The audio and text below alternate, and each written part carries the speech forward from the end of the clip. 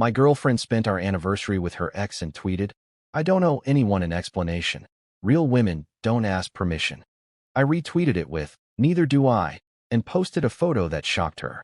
Now she's begging for another chance. My name is Paul.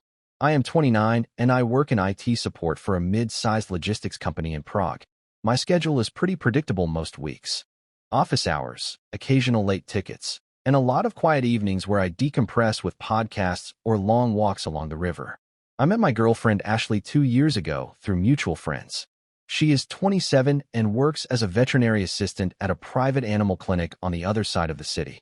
We have been together a little over 2 years, and for the last 8 months we have been living together in a small apartment in Vinohrady. Rent is split. Groceries usually fall on me because I cook more, and our daily routine has been fairly normal. Ashley has always been outspoken. That was actually one of the things that attracted me to her at first. She tends to say exactly what she thinks without filtering it much. She also treats social media like a running commentary on her life. Twitter, Instagram, everything. At first I saw that as confidence. Her ex-boyfriend Jacob has always been somewhere in the background.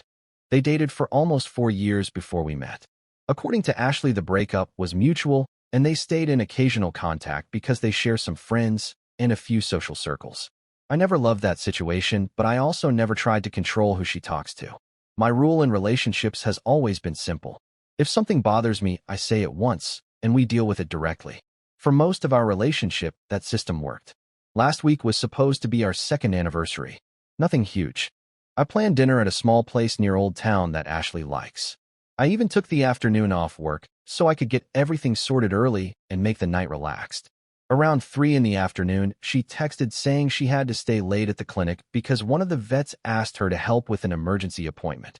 That already felt a little strange because she usually complains when her shift suddenly runs long. Then around 6, I opened Twitter while waiting for our reservation time. That was when I saw Ashley posting a photo of cocktails across a table from Jacob. Under it, she wrote that she did not owe anyone an explanation and that real women do not ask permission. That was the exact moment our anniversary stopped being an anniversary. For a few seconds, I honestly thought I was misunderstanding what I was looking at. The picture was clearly taken at a bar. 2 drinks on the table. One of them was the exact cocktail Ashley always orders when we go out. Across the table from her was Jacob, smiling straight at the camera like he had absolutely no problem being there. Ashley was sitting next to him instead of across from him, close enough that their shoulders were touching. The caption was what made it worse. She wrote that she did not owe anyone an explanation and that real women do not ask permission. The tweet had only been up for about 10 minutes when I saw it, but it already had a few likes from her friends. A couple people even replied with things like "queen behavior" and "live your life." Meanwhile, I was standing outside the restaurant where I had just checked in for our anniversary reservation. For context, Ashley knew exactly what tonight was. We talked about it earlier that week. I told her I made a reservation, and she even asked what time we should leave the apartment. So seeing that tweet was not just surprising. It was very deliberate. The weirdest part was that she had texted me only 3 hours earlier saying she was stuck at the clinic helping with an emergency appointment. Clearly she was not. I did not call her immediately. I did not text either. Instead, I sat down on a bench across the street from the restaurant and just thought about the situation for a few minutes. There are a lot of ways someone can react to something like this. Most of them involve arguing, emotional messages, or trying to force an explanation out of the other person. I have learned over time that those reactions rarely help. Ashley and I had one rule in our relationship. If something crosses a boundary, we address it directly and we do not pretend it did not happen. What she did was not subtle. She chose to spend our anniversary with her ex. Then she posted it publicly with a caption that basically dared anyone to question her about it. So I did not send a message. Instead, I kept scrolling through her Twitter. About 5 minutes later, she posted another tweet that made the situation a lot clearer. Her second tweet showed up about 5 minutes after the first one. This one did not have a picture, just text. Ashley wrote that people get way too sensitive about who someone spends time with, and that insecure men are the biggest red flag in relationships. That tweet got even more attention than the first one. A few of her friends jumped in immediately agreeing with her. One of them even replied that men who cannot handle confident women deserve to be single. Again, this was all happening while I was literally sitting outside the restaurant where we were supposed to be celebrating our anniversary. At that point, I stopped feeling confused. I started feeling very clear about what was happening. Ashley knew exactly what she was doing. The tweet was not random. It was not vague. It was basically a public statement that she was doing whatever she wanted, and anyone who had a problem with it was insecure, including me. What made the situation even stranger is that we had actually talked about Jacob before.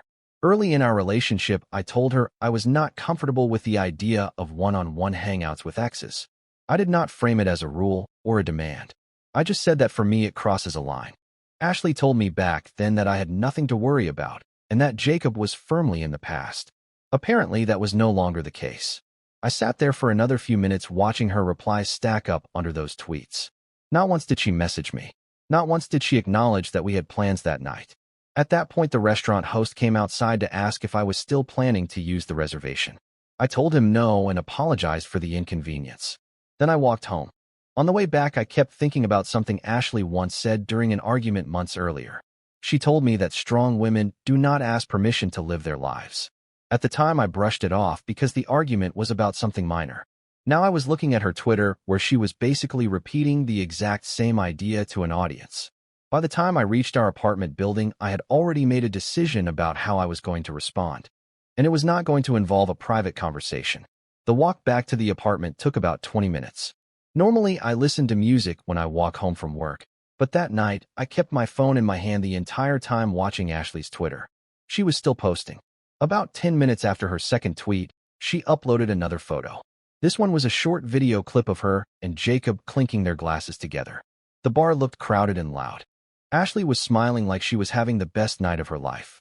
The caption said something about how people should stop letting insecure partners control their friendships. At that point, it was obvious that this was not just a random meetup with an ex. She was performing it. Every tweet was clearly meant for an audience. The message was basically that she was independent, confident, and not controlled by her boyfriend. Which was interesting, because I had never tried to control her. I never checked her phone. I never told her who she could talk to. I never questioned her when she went out with friends. The only boundary I had ever stated was about one-on-one hangouts with ex-partners. And she knew that. By the time I reached our apartment building, her first tweet had already been retweeted several times. People were replying with the usual social media encouragement. Live your truth. Do what makes you happy. Do not let insecure men hold you back. Ashley was enjoying the attention. When I unlocked the apartment door, the place was completely quiet. The dinner ingredients I had bought earlier were still sitting on the kitchen counter. I had originally planned to cook breakfast for us the next morning as a small follow-up to the dinner reservation. Instead, I sat down at the kitchen table and opened Twitter again. Ashley had built her entire little performance around one idea. She does not owe anyone an explanation. And real women do not ask permission. I stared at that sentence for a minute. Then I opened my camera roll and scrolled until I found the photo I was looking for. It was something I had taken earlier that afternoon before leaving work. At the time, it was just meant to be a quiet surprise for our anniversary. Now it was about to become something very different. The photo I found in my camera roll was taken around 2 in the afternoon that same day. At the time, everything was still normal. Ashley and I were texting casually about what time we should leave for dinner. She even sent a message asking if the restaurant had good desserts because she wanted something chocolate. While she was sending those texts, I had stepped out during my lunch break. Not to buy flowers. Not to pick up wine. I had gone to a small jewelry store a few blocks from my office. For the past couple months, I had been thinking seriously about proposing. Nothing dramatic or public. Just something simple later in the year once I had saved a bit more money and we had settled into the apartment fully. The ring in the photo was sitting in a small open box on the glass counter of the store. I took the picture to send to my sister later because she helped me choose it. At the time, it felt like a quiet step forward in my life. Now I was staring at that same photo while Ashley was posting videos of herself drinking cocktails with her ex on our anniversary. The contrast was honestly surreal. I opened Twitter again and looked at her first tweet. I do not owe anyone an explanation. Real women do not ask permission. That line had already been retweeted a few dozen times by that point. People were treating it like some kind of inspirational quote. I thought about calling Ashley. I thought about texting her something simple like, "Are you serious right now?" But the more I looked at her tweets, the more obvious it became that she had already decided how she wanted this situation to play out. She wanted an audience. She wanted a reaction. So instead of sending her a private message, I tapped the retweet button. I added my own caption. 2 very short sentences. Neither do I. Then I attached the photo of the ring box sitting open on the jewelry store counter. And I posted it. My tweet was up for less than 2 minutes before the notification started. At first, it was just a few likes. Then replies started showing up. People were clearly coming from Ashley's tweet thread and trying to understand what they were looking at. Because if you saw the two tweets together, the timeline told a very strange story. Ashley posting pictures of cocktails with her ex on our anniversary while declaring she does not owe anyone an explanation. Then me retweeting it with the words "neither do I" and attaching a photo of an engagement ring. A few people immediately figured out what was going on. Some replies were confused. Others were just brutal. Meanwhile, Ashley had not responded yet. I set my phone down on the kitchen table and looked around the apartment. The place suddenly felt different. Not sad. Not dramatic. Just very clear. Ashley had made her decision hours earlier when she chose to spend our anniversary with Jacob and broadcast it online like it was some kind of empowerment statement. I was simply responding to the information she gave me. So instead of sitting there waiting for her reaction, I stood up and walked into the bedroom. Ashley had moved into the apartment with me 8 months earlier. The lease was in my name because I had already been living there for almost a year before she moved in. We split the rent, but legally the apartment was still mine.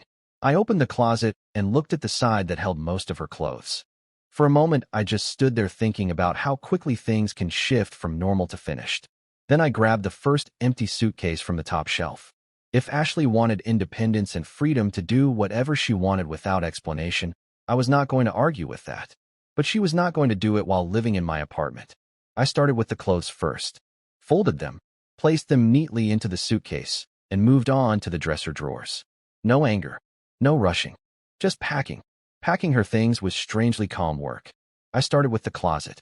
Ashley had a lot of clothes compared to me, mostly because her job required her to look presentable at the clinic.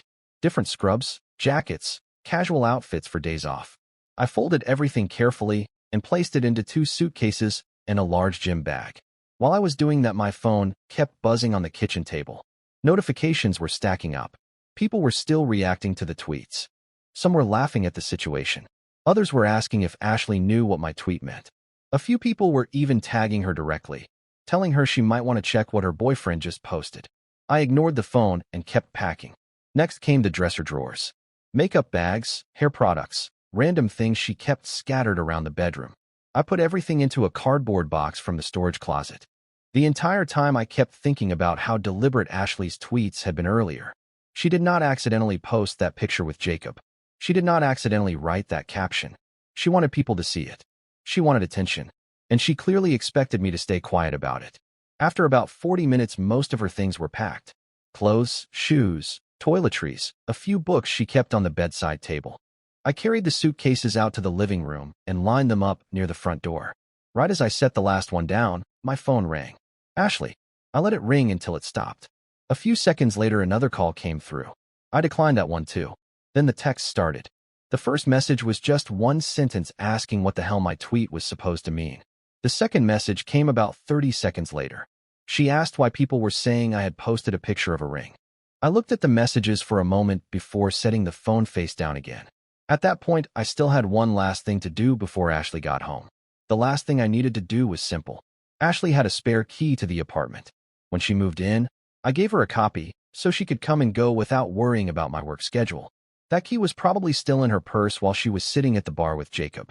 I was not interested in waiting around for a late-night argument in the hallway. So I grabbed my jacket and walked downstairs to the small hardware store on the corner. The owner knows me because I have lived in the building for a while. When I asked if he had replacement lock cylinders for my door, he handed me one without even asking many questions. The entire trip took maybe 15 minutes. By the time I got back upstairs, my phone had completely exploded with notifications. Ashley had clearly seen my tweet. There were now multiple missed calls and a string of messages waiting for me. The tone had already shifted. Her first texts earlier sounded irritated. The new one sounded a lot more urgent. She asked why I would post something like that publicly. Then she said people were messaging her asking if she had just blown up her relationship. The last message said she was leaving the bar and coming home so we could talk. I set the phone down again and grabbed a screwdriver from the kitchen drawer. Replacing the lock cylinder on the door took less than 5 minutes. I had done it once before when I first moved in. When I finished, the new key was already in my pocket. Ashley's old one would no longer work. After that, I carried the suitcases and boxes down the hallway and stacked them neatly just outside the apartment door. Anyone walking past could clearly see they belonged to someone who was being moved out. Then I went back inside, closed the door, and locked it.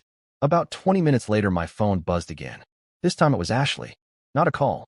A message saying she was standing outside the building and her key was not working. Her message came through at 9:14. The first one said her key was not working. The second one arrived about 30 seconds later asking if I had changed the lock. Then came the calls again. I watched the phone vibrate on the table while the screen lit up with her name. After the third call, I picked it up, not to answer, but to read the next message that came in. Ashley wrote that this was not funny and asked what I thought I was doing. I walked over to the door and looked through the small peephole into the hallway. She was standing there next to the suitcases, still wearing the same jacket from the picture she posted earlier at the bar.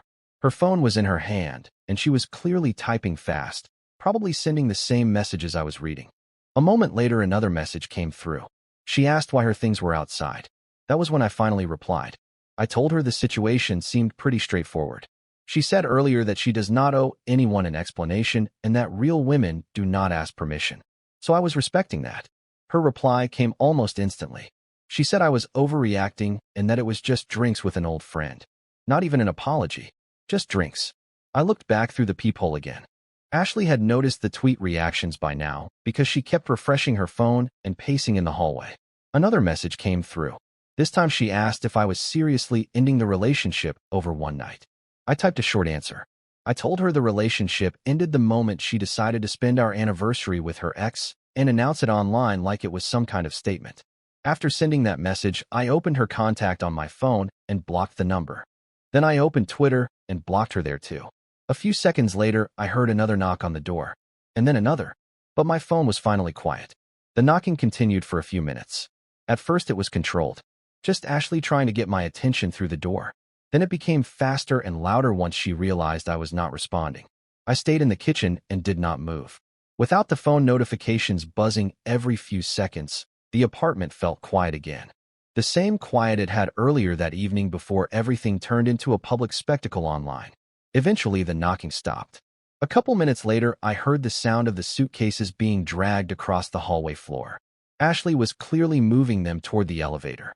That part lasted longer than I expected because she had more things than she probably realized. I waited another 10 minutes after the hallway went silent before checking the peephole again. The suitcases were gone. So was Ashley. Only then did I finally open Twitter again. The tweet I posted earlier had taken on a life of its own. Hundreds of people had now seen the exchange between Ashley and me. Some people were treating it like a dramatic story unfolding in real time. Others were pointing out the obvious timeline. Ashley publicly spent her anniversary with her ex and told the world she did not owe anyone an explanation. Her boyfriend responded by posting the engagement ring he had planned to give her that same day. Then the relationship ended. I did not post anything else after that. No follow-up thread. No explanation.